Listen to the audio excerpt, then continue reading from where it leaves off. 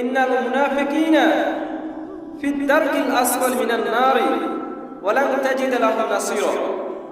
Surely the hypocrites are in the lowest stage of the hellfire, and you shall not find a helper for them. আল্লাহ বলেছেন, নিঃসন্দেহে মুনাফিকের জায়গা একবারে জাহান্নামের সর্বনিম্ন স্তরে। তাদেরকে তোমরা কেউ সাহায্য করতে পারবে না। আদেশটা কার? অর্থাৎ যারা মুনাফিকি করবে, দ্বিমুখী আচরণ করবে, এরা জাহান্নামের একবারে সর্বনিম্ন স্তরে থাকবে। তাদেরকে সেদিন কেউ সাহায্য করতে পারবে না। নাউজুবিল্লাহ বলেন।